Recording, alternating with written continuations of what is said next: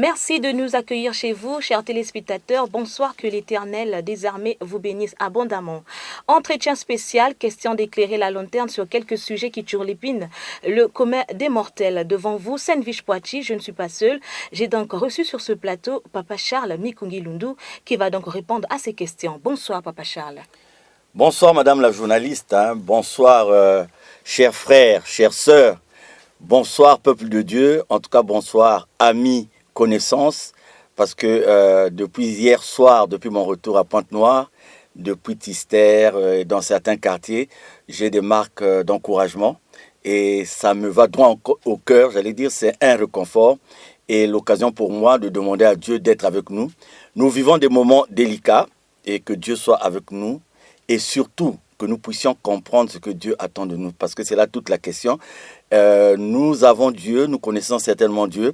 Mais il faut que nous puissions tous demander à Dieu d'asseoir cette intimité, cette communion. Parce que nous risquons d'être ceux-là qui fréquentent les églises, qui fréquentent les lieux de prière, sans pour autant comprendre ce que Dieu attend de nous. Vous savez, une fois que nous faisons la volonté de Dieu, le reste est entre les mains de Dieu. Il connaît nos besoins, il connaît nos attentes, il connaît nos doléances. Parce qu'il peut nous arriver de demander à Dieu des choses qui ne sont pas justes. Parce que Dieu lui-même, il sait, il connaît l'avenir de chacun de nous. En tout cas, que Dieu soit avec nous. N'ayons surtout pas cette impression que nous sommes inutiles dans la société. Parce qu'aujourd'hui, beaucoup ont laissé tomber, beaucoup se sont résignés. Ils se disent, bon, ce sont peut-être d'autres qui sont importants vis-à-vis de Dieu. Et je n'ai plus un seul effort à faire. Non, nous sommes tous importants aux yeux de Dieu. Il y a des périodes comme ça, il y a des moments comme ça, mais il faut toujours se souvenir et avoir en permanence la présence de Dieu en nous. Merci, Papa Charles, pour cette introduction. Alors, Papa Charles, un bruit court sur le fait que vous auriez été victime d'une agression. Qu'en est-il exactement? Bon, je ne veux pas en parler pour l'instant, et parce que je suis en train de choisir le moment idéal pour en parler. C'est comme ça que je suis. J'aime faire confiance à Dieu et au temps. Parce que le temps est un allié sûr, oui. Mais simplement pour rassurer les frères et sœurs, oui, j'ai été victime d'une agression. Pour l'heure, je ne peux pas dire de la part de qui. Mais on le saura d'ici là. Et je rassure le peuple de Dieu que je me porte bien. Et ça a été un moment pour moi aussi de me rendre compte que j'étais un peu fort encore, physiquement fort, parce que je me suis défendu. Et il y a une maman qui vend des beignets, qui a assisté à cette agression, qui va témoigner, qui va faire un témoignage, qui va rendre un témoignage, parce qu'elle aurait vu, en tout cas, des hommes grands et gaillards qui combattaient avec moi. C'est une maman qui est là, son témoignage a été enregistré. Vous l'aurez quand nous allons nous décider, donc par la grâce de Dieu, de donner les détails de cette agression. Cette maman va témoigner. Pour l'heure, je ne dis pas c'est de la part de qui, mais c'est un élément important pour moi et c'est la raison pour laquelle je suis en train de m'entourer de tout ce qu'il faut pour rendre, pour donner la version exacte de ce qui s'est passé. Et je vous ai parlé d'une mondaine, d'une maman qui ne prie pas dans le solo, qui a assisté à ça. Et elle aurait vu des gens, des gaillards, comme elle a dit elle-même en langue vernaculaire, bon, tu as un gaillard, on dit que il toba kumati na Zulu, bavana nuana. Et je m'en suis sorti avec quelques plaies qui se sont cicatrisées à ce jour. Donc je me porte bien. Je demande simplement aux frères et sœurs de ne pas en faire un sujet de rancœur ou de rancune ou de vengeance. Ça ne sert pas. Nous savons là où nous allons. Et le plus important, c'est de sortir de nos cœurs tout ce qui est mauvais. De ne pas avoir la haine, la même haine que ceux qui sont contre nous. Auquel cas, nous risquons d'être au même diapason qu'eux. Là où on nous démontre l'animosité, là où on nous démontre la haine, nous devons démontrer l'amour. C'est vrai qu'à un moment donné, ça fait mal. Parce qu'on se dit, on sort d'un débat qui devait être un débat d'idées, qui devait être un débat de confrontation de doctrine, pour arriver à un problème de confrontation physique, qu'à cela ne tienne, Dieu est là. Alors, Papa Charles, sur les réseaux sociaux, il y a comme des rebondissements spectaculaires sur le dossier Luzolo. Un mot de votre part. Voilà, nous avons géré des injures, nous avons géré pas mal de choses. Parce qu'il y a des gens qui n'ont pas compris ce qui se passait réellement. Ils n'ont pas compris la gravité de la situation. Quand on parle de la situation de Luzolo, elle est grave ou gravissime. Alors, on assistait à des gens qui ne maîtrisaient absolument rien, qui sont rentrés là-dedans, chacun donnant son avis. Et très souvent, la vie était très proche des insultes, des bassesses, des calomnies, des médisances, alors que la gravité de la situation était là. Donc aujourd'hui, par la grâce de Dieu, nous sommes en possession de tous les éléments. Wow. Je pèse mes mots, de tous les éléments qui prouvent que les gens, dès le départ, ont conçu le faux, ont conçu le complot, et avec l'aide de certaines pressions, ont voulu imposer ce qu'ils appellent, eux, leur vérité, à ceux qui étaient en face d'eux. Alors, on se rend compte aujourd'hui que Luzolo, contrairement à ce que beaucoup croyaient, parce que les gens se sont dit que Luzolo, c'était un club de soulards, des gens qui s'empiffrent de bière. Luzolo, c'est des villageois. Luzolo, c'est des gens qui n'ont rien à faire dans la vie. Et donc, il y a un gourou comme ça qui est venu, qui les entraîne à gauche et à droite. Luzolo a des intellectuels. Luzolo a des juristes, des psychologues, des sociologues, même des anthropologues. Luzolo aujourd'hui a des ingénieurs.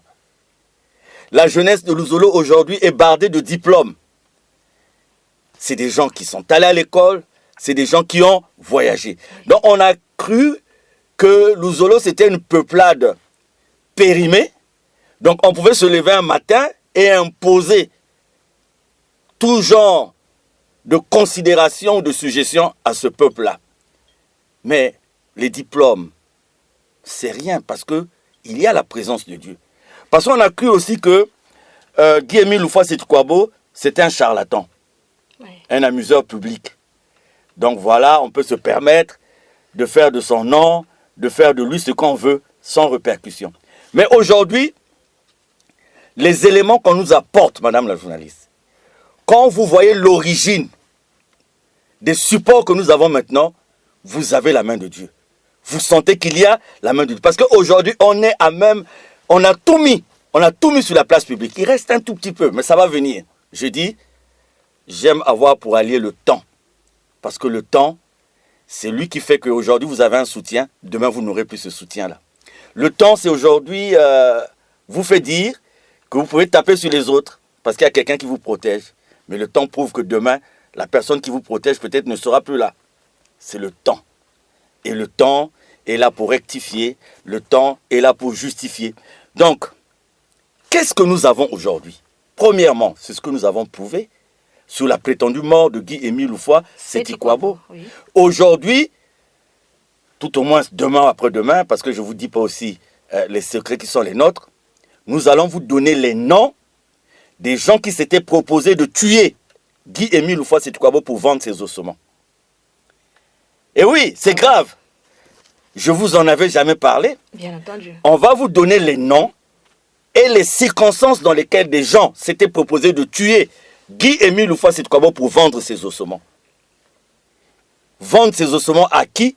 Vendre ses ossements comment? Parce que quand on parle de mort, on parle de ceci.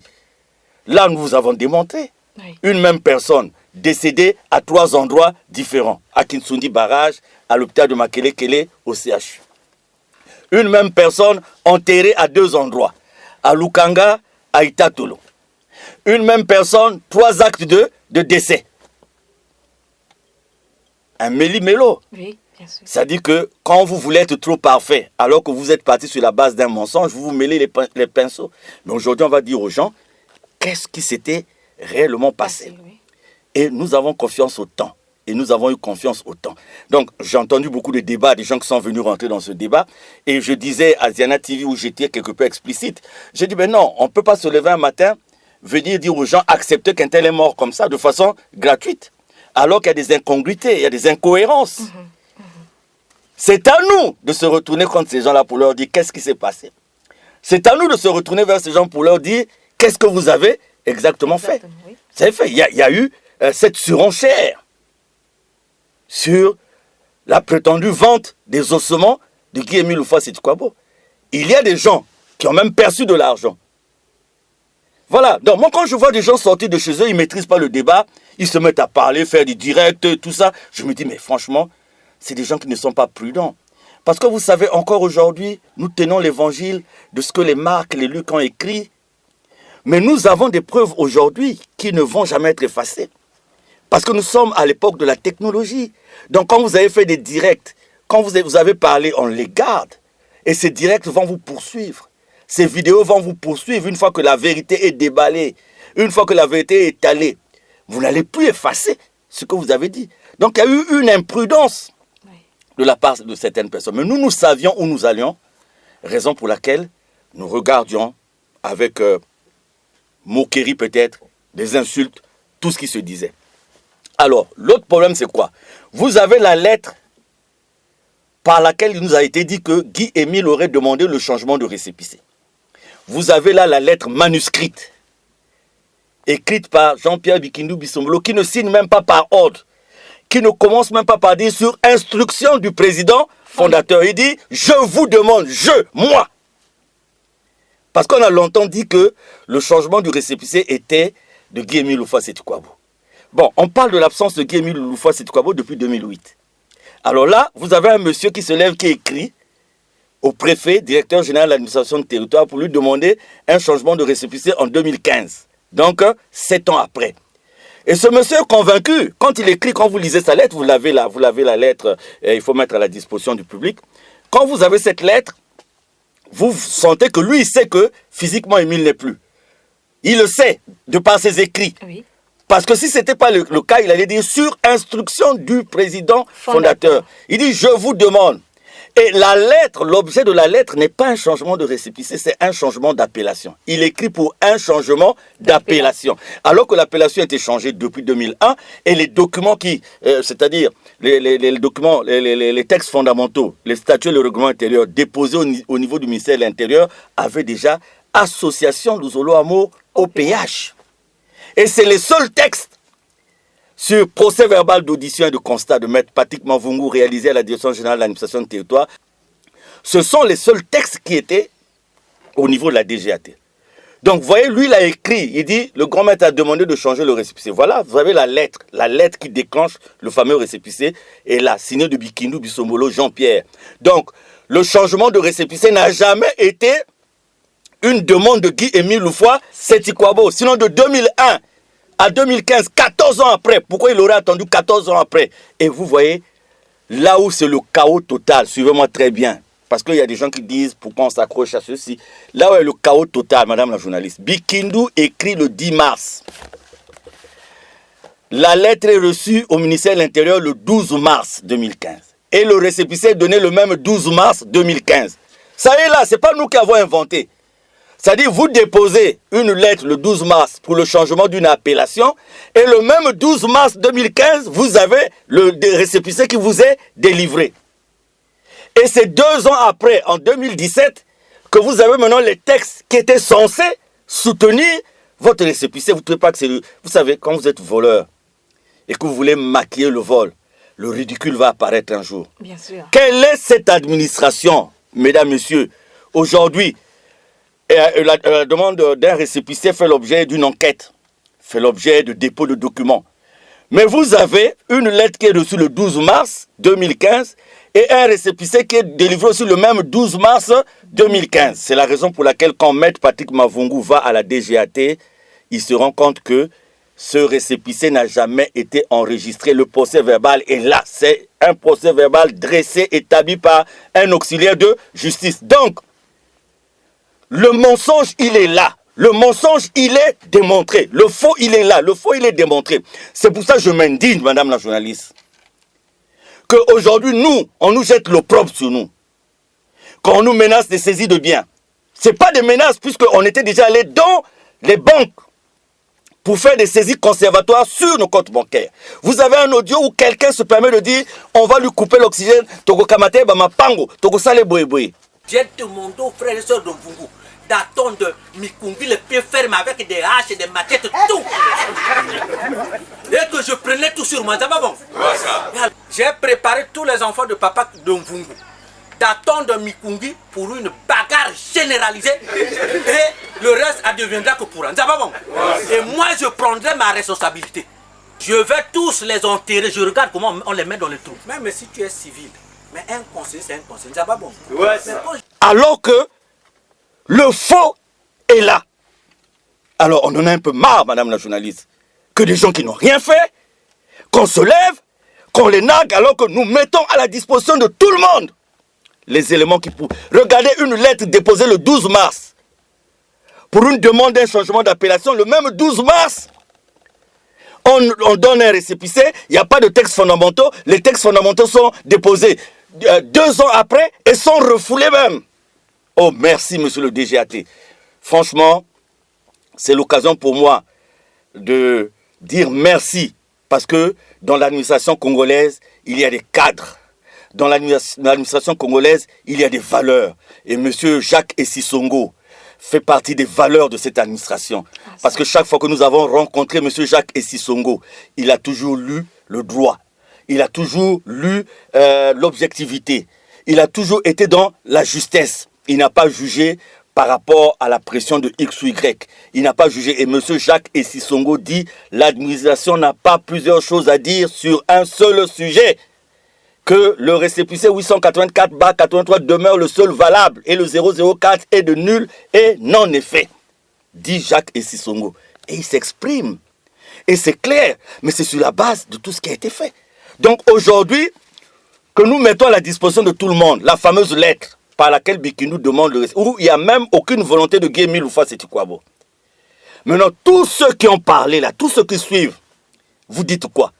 Mais nous n'allons pas rester comme ça parce qu'en plus, nous avons demandé à Jean-Pierre Bikindu Bisombolo, puisqu'il a parlé, il s'est exprimé au nom de Guy Emile, de nous produire le mandat par lequel Guy Emile lui a demandé de faire tout ce qu'il a fait. Et nous l'avons fait par notification du huissier de justice. À ce jour, il n'a pas répondu. Moi, je vous ai dit, nous ne sommes pas des bœufs, nous ne sommes pas des moutons. À un moment donné, quand on arrive même maintenant à l'intégrité physique de quelqu'un, eh bien, nous avons le droit de revendiquer. Ce n'est pas que nous parlons contre la justice, mais nous parlons des faits. Parce que du côté de la justice, nous avons fait aussi tous les recours. Nous ne sommes pas des rebelles. C'est-à-dire nous prenons d'abord le temps de faire tout ce que la loi nous permet de faire. Et après, on explique au peuple de Dieu. On explique à l'opinion nationale et internationale. Dans quelle administration? Une association, même en France, où nous avons demandé un récépissé, ça a pris du temps. Mais d'où vient-il que sur un papier volant, sur une lettre, quelqu'un prend, il écrit sur un papier volant, et le même jour, il obtient ce récépissé? Quand on fouille les documents qui sont censés soutenir ce récépissé, c'est les documents de l'ancien récépissé, entre guillemets, parmi eux, 884/83, et quand ils s'en rendent compte, ils viennent déposer le leur 2 ans après. Mais, monsieur Ntadi, si vous me suivez, il faut expliquer au peuple de Dieu ce qui s'est passé, parce que vous connaissez monsieur Ntadi. Vous connaissez ce qui s'est passé au niveau de la DGAT. Vous le savez très bien, monsieur Ntadi. Si vous êtes soucieux, si vous croyez en la dignité de Guy Emile, et que vous savez que dans le texte d'engagement, on avait dit « je renonce », la malhonnêteté, la fausseté, monsieur Ntadi, je vous interpelle, je vous parle, parce qu'au niveau de la DGAT, on nous a parlé de vous. On nous a donné votre nom, monsieur Ntadi. Qu'est-ce qui s'est passé? Expliquez au peuple de Dieu. C'est comme nous demandons aujourd'hui à tous ceux qui ont été à Kinsundi Barrage. Tous ceux qui étaient à Kitsundi Barrage entre le 15 et le 18 octobre 2008, c'est la même question que nous leur posons. Qu'est-ce qui s'est passé avec Moutsamboté Laurent? Donc nous sommes là et nous n'allons pas baisser les bras parce que trop, c'est trop. Enfin, les messieurs là que vous voyez aller dans les tribunaux, dans les administrations, pour la plupart, c'est des gens qui sont connus dans leur famille, qui sont connus dans leur lieu de travail. Certains sont retraités. Mais quand vous allez là où ils travaillent, on va vous dire « Oh, ce monsieur-là, il est mauvais ». Mais ils savent quand ils se retrouvent, quand ils réunissent l'argent, quand ils collectent l'argent pour aller corrompre. Ils savent. Quand ils vont donner des résultats à leurs femmes, à leurs makangou pour dire nous avons gagné, ils savent comment ils ont fait. Et nous le savons. Cet homme de la loi que vous utilisez là, qui va prendre des contacts et vous vous retrouvez pour payer, nous le savons. Mais c'est des choses qu'on va mettre parce qu'on croit que nous voulons faire obstacle à la justice. On croit que nous sommes contre la justice. Non, nous allons mettre tous ces éléments dehors. Je ne vous donne pas notre programme, mais je vous dis simplement que notre programme de ce mois est tellement riche parce que nous allons déballer ce qui n'a jamais été déballé jusqu'à présent. Vous avez vu quelqu'un qui est venu ici. On nous a fait une forte campagne. Réconciliation, réconciliation, réconciliation, réconciliation. Il y a quelqu'un qui est venu ici, mais il est reparti en France. C'est-à-dire qu'il a été incapable de réconcilier même son propre milieu. Ah ça. Donc vous voyez, la complexité du problème fait qu'il ne faut pas être un aventurier. C'est-à-dire, dans ce dossier-là, il ne faut pas être un aventurier. Et donc, voilà, madame la journaliste, si dans les réseaux sociaux, il y a comme un peu une effervescence, mais c'est parce que nous sommes contents, parce que Dieu, au jour le jour, met à notre disposition un certain nombre d'éléments, un certain nombre de supports dans ce dossier. Merci. Et je dis à l'opinion nationale internationale, restez scotchés, parce que nous allons vous sortir encore d'autres choses plus graves qui viennent prouver que ces gens-là, non seulement ils sont dans le faux, mais s'ils évoluent dans ce faux, c'est que quelque part, il y a des gens qui les soutiennent. Alors, Papa Charles, la descente de Kiboussi, la fête d'action de grâce, quelques informations à l'endroit des associés. La fête d'action de grâce était prévue pour être célébrée à Infondo.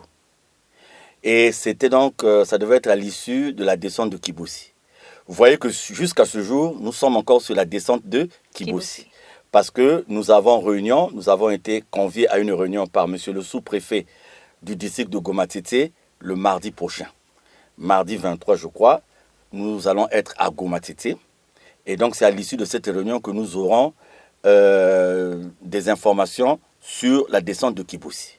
Vous savez, les frères et sœurs ont beaucoup investi sur le voyage de Kiboussi. Il y a eu l'investissement sur le billet, 25 000 francs. Il y a eu l'investissement sur la biramycine. Il y a eu l'investissement sur la logistique personnelle des uns et des autres. Aller arranger les maisons, aller se nourrir. Donc, on ne peut pas actuellement parler d'une autre descente. Infondo, ça demande aussi beaucoup de moyens, tant qu'on n'a pas résolu ce problème de Kiboussi. Donc, nous restons sur deux variantes. Soit nous passons cette fête d'action de grâce à Kiboussi, ça dépendra de ce qui va sortir de la réunion, puisque maintenant, là, les gens nous ont démontré que pour aller à Kiboussi, ce n'est plus ce que Guy-Émile dit, que c'est ouvert à tout le monde.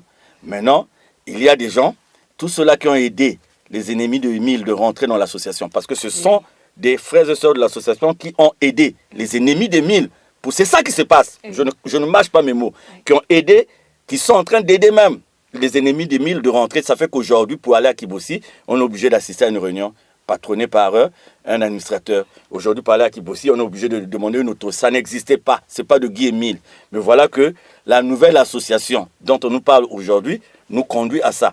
Donc, Infondo, cette année, ce n'est pas possible pour des raisons que je venais d'évoquer. Oui. Plus d'une vingtaine de millions pour la location du train, une logistique personnelle. Et s'il faut aller à Kiboussi aujourd'hui, donc il faut trouver un autre, il faut trouver des moyens pour y aller. On peut prendre le même train pour arriver à Brazzaville, mais cela va supposer qu'on prenne des bus et tout. Oui. Donc, ce n'est pas à l'ordre du jour. À l'ordre du jour, aujourd'hui, c'est notre départ à Kiboussi. Parce que nous allons faire comprendre à toutes ces autorités parce qu'il y a des gens qui ont une lecture réduite, on leur dépose des documents.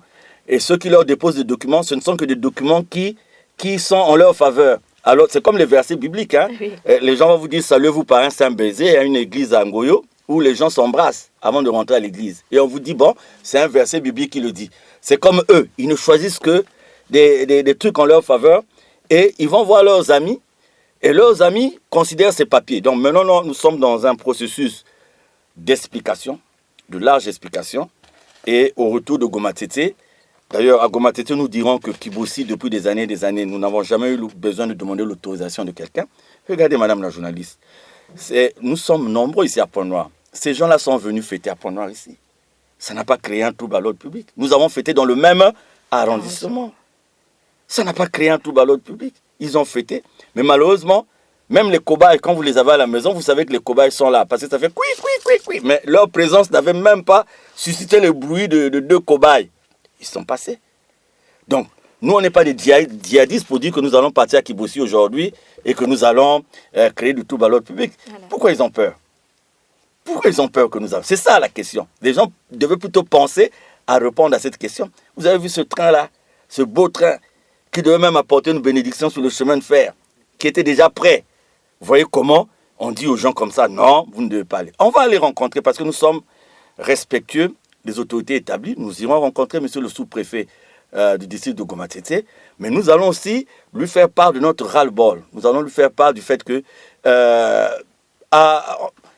en comparaison avec d'autres confessions religieuses, pourquoi l'Ouzolo aujourd'hui est obligé de prendre des autorisations, c'est incroyable. Surtout quand il s'agit d'aller à Kibossi. Maintenant, je dis, comme on a dit, c'est ma personne, parce que quelque part, on a brandi une décision de justice, bien qu'il y ait un recours. Il y a un recours sur ça, qui dit que je ne suis plus membre de la SLAOPH. Ben, toutes mes fonctions administratives, financières, matérielles ont été confiées à Papa Tassi Tenan Tombe Kende. Donc, admettons que Mikungi ne soit pas là. Quelle raison les gens vont encore trouver pour empêcher le peuple de Dieu d'aller à Kibossi? Moi, je peux même me dire, bon, frères et sœurs, allez-y. Comme c'est moi le problème, moi, je reste. Encore que les gens ne savent pas si je vais à Kibossi ou pas. C'est ça aussi la question. Personne ne sait si je vais à Kibossi ou pas. Non, je rigole, mais c'est ça la question. Donc, je peux dire comme c'est moi le problème. Ben, écoutez, frères et sœurs, allez-y pour voir quelle raison.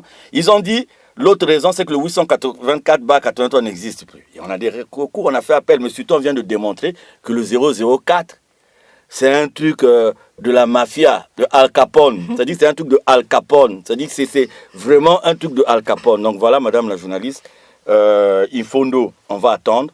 Et on attend, après l'entretien, là, le mardi, on verra bien ce qui va se passer sur le terrain. Alors, Papa Charles, par rapport à tout ce que vous êtes en train de vivre, quel est donc votre état d'âme?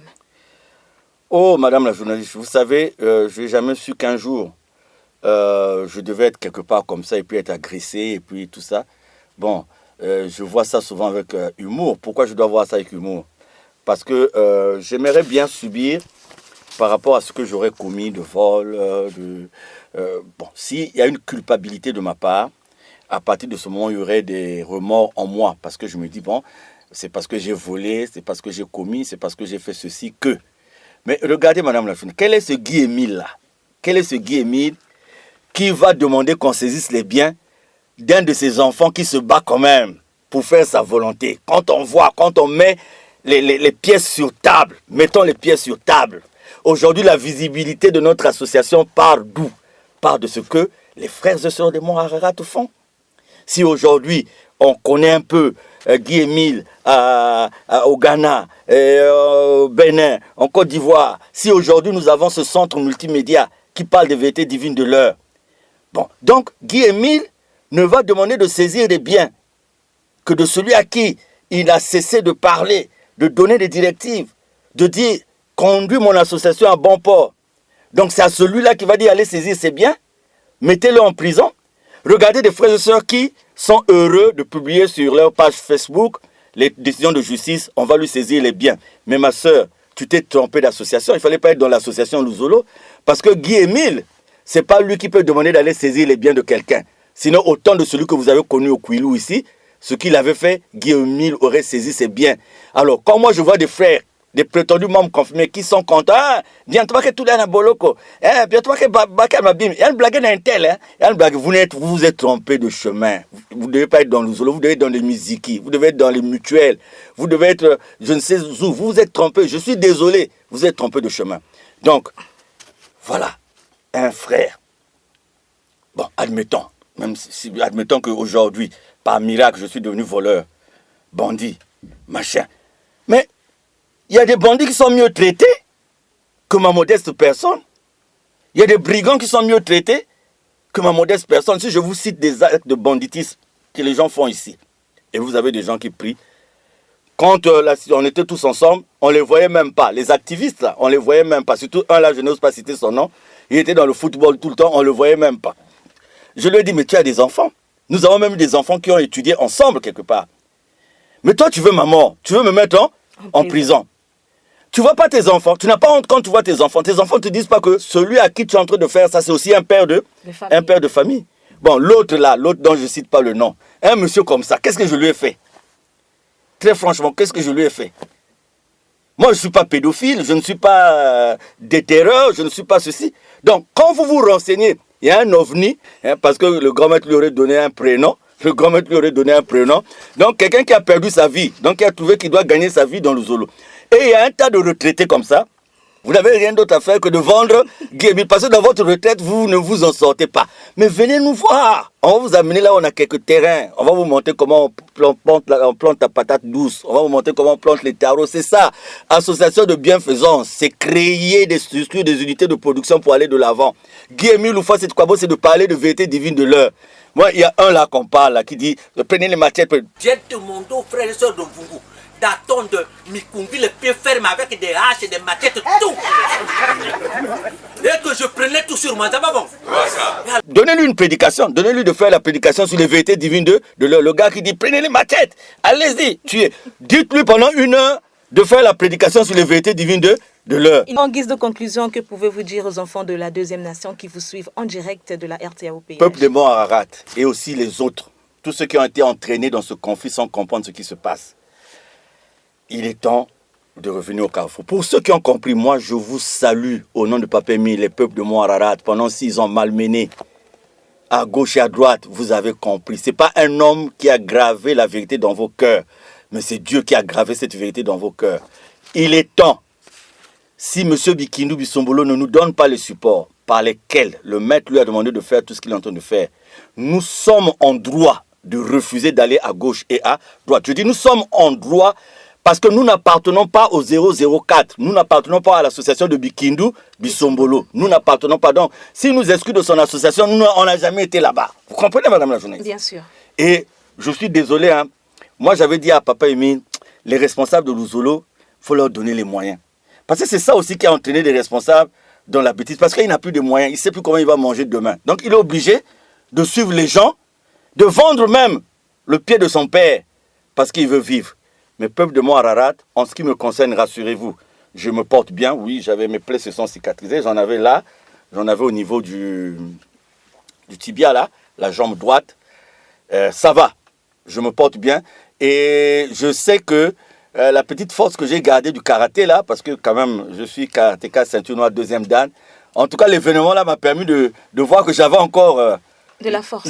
Oui, pas seulement de la force, mais de la technique. Et l'énergie. Je crois que c'est les mêmes. Hein, s'ils se décident à revenir, ça va être un peu compliqué. Là, je n'ai pas usé d'une arme.